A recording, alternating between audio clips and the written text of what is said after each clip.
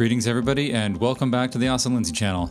So this is going to be a short and kind of simple video, mostly because I didn't have time to do a proper behind the scenes video and I was worried about getting the shots before the sun went down. So I'd like to thank Kenna's mom for taking these behind the scenes snippets so that I can at least make this video. So in this woodsy area we did two looks. This first one is a flowy sort of satin dress. And I'm actually pretty much copying a photographer that I saw on Instagram. His name is Zoya. His work is incredible. I'll post the link below so you can check him out. And I'll also post the video if I can find it. So the light setup that I'm copying is I have the sun at the model's back and I'm accentuating the sun with the AD 400 Pro. And that has a 35-inch round softbox on it. And then I have the outer diffuser off, but I still have the inner diffuser on, and I'm doing this basically because Zoya did it.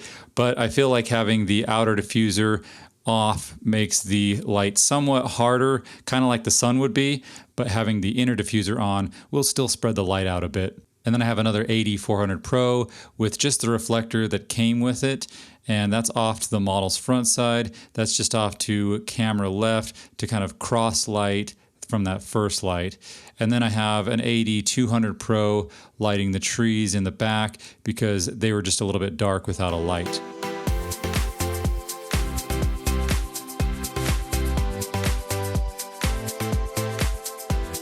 Then on this second outfit, I switched up the lighting to do something more of my choice. So this was an AD 400 Pro with a softbox in front of the model, just off to camera left. And then I have the front diffuser off as well, just to kind of play in the middle of that soft, kind of hard light area. And then I'm using an AD 400 Pro with the included reflector to accentuate the sunlight. Since the sun is a hard light, that's why I'm using the 400 Pro with a hard light modifier. So basically I'm just swapping the light positions from the first light setup.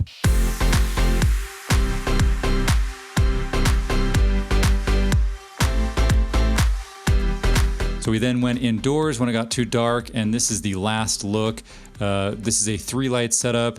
There's a AD 400 Pro into an umbrella, and that was pointed down onto the model from overhead basically.